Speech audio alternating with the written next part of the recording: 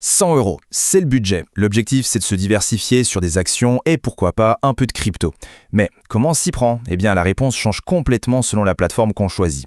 Aujourd'hui, on va décortiquer tout ça. Alors, la grande question, comment est-ce qu'on répartit au mieux ces 100 euros? En fait, la stratégie va dépendre de deux choses. D'abord, la plateforme d'investissement, bien sûr, mais surtout du profil de risque de chacun, qu'il soit conservateur, équilibré ou un peu plus agressif.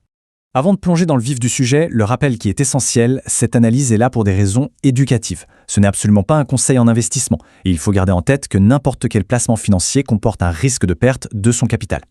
Parfait. Allez, on entre dans le dur. Pour bien comprendre les portefeuilles qui vont suivre, il faut d'abord maîtriser les règles imposées par chaque plateforme. Et vous allez voir, elles sont vraiment très différentes. Et voilà le point qui change absolument tout. D'un côté, sur Trade Republic, on passe par un PEA, un plan d'épargne en actions. C'est fiscalement super intéressant, mais ça nous impose d'acheter des actions entières et uniquement des actions européennes. De l'autre côté, sur Trading 212, le système de paille permet d'acheter des fractions d'actions. Ça veut dire qu'avec 100 euros, il devient possible de s'exposer à une action qui en vaut peut-être 1000. C'est vraiment ces deux logiques qui vont dicter toute la suite. On commence donc avec le premier chemin, Trade Republic et son PEA.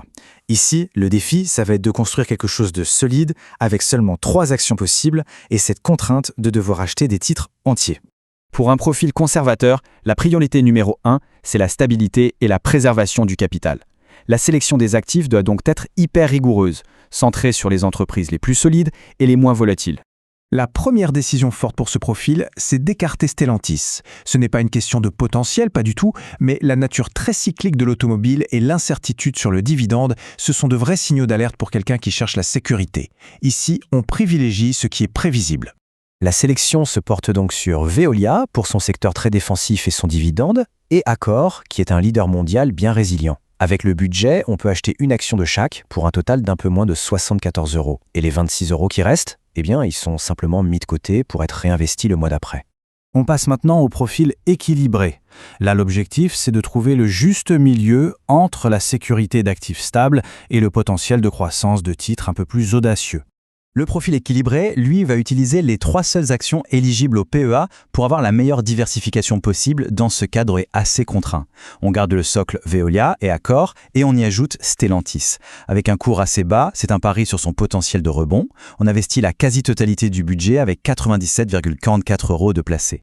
Place au profil agressif. Ici, l'objectif change du tout au tout. On est dans la recherche de performance maximale en acceptant une prise de risque bien plus élevée. La stratégie se concentre donc sur le potentiel de croissance pur.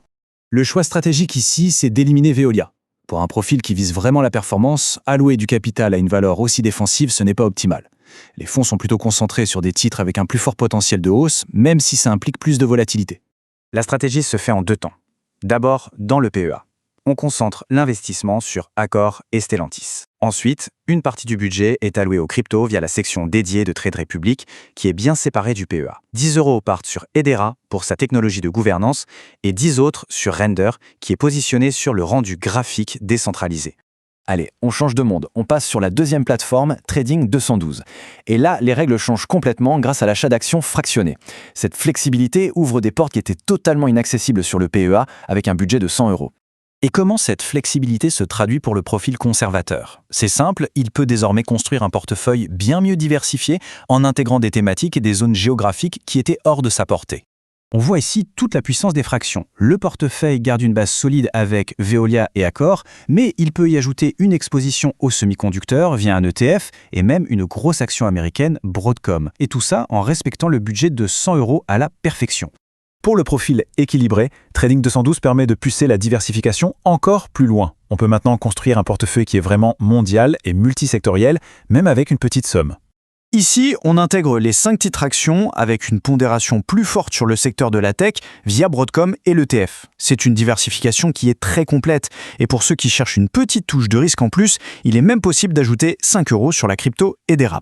Enfin, le profil agressif sur Trading 212. L'objectif, c'est de maximiser l'exposition aux secteurs qui ont la plus forte croissance en utilisant la flexibilité de la plateforme pour concentrer le capital de manière très stratégique.